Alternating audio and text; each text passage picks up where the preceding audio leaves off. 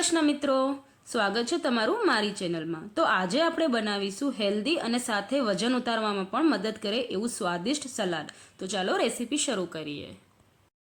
તો સલાડ બનાવવા માટે આપણે સૌથી પહેલાં એક કાકડી લઈ લઈશું। તો કાકડીને આપણે આવી રીતે ગોળ ગોળ પીસીસમાં કટ કરી લેવાની છે અને આપણે આને એક બાઉલમાં એડ કરી લઈશું। ઉપરથી આપણે થોડુંક મીઠું એડ કરશું અને મિક્સ કરીને 10 મિનિટ માટે એને રેસ્ટ માટે મૂકી દઈશું। હવે અહીંયા આપણે એક ડુંગળી લઈ લઈશું। ડુંગળીને આપણે આવી રીતે લાંબા લાંબા પીસીસમાં કટ કરી લેવાની છે અને એને છૂટી કરી નાખવાની છે। એનાથી બધી ડુંગળી અલગ અલગ થઈ જશે। બિલકુલ આવી જ રીતે તમારે ડુંગળીને છૂટી કરી લેવાની છે। હવે અહીંયા આપણે એક બીજો બાઉલ લઈ લઈશું। એમાં આપણે 3 થી 4 ચમચી જેટલી દહીં એડ કરશું।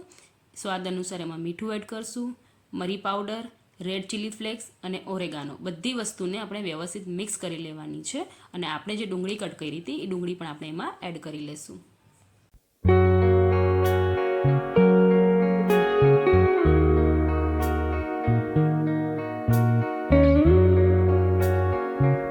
હવે અહીંયા આપણે અડધું કેપ્સિકમ લેશું। કેપ્સિકમને પણ આપણે આવી રીતે લાંબા લાંબા કટ કરવાના છે અને ડુંગળી સાથે મિક્સ કરી લેવાના છે।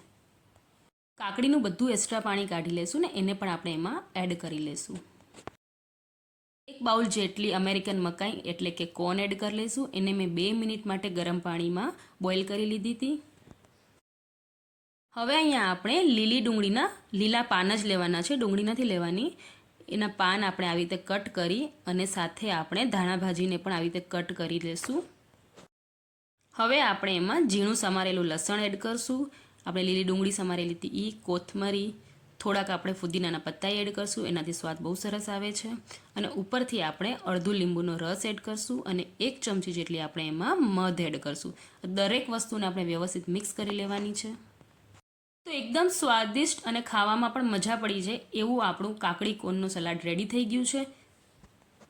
તો આવી જ રીતે નવી નવી રેસીપી જોવા માટે મારી ચેનલને સબસ્ક્રાઈબ કરી લેજો અને વિડીયો ગમ્યો હોય તો લાઈક કરી લેજો।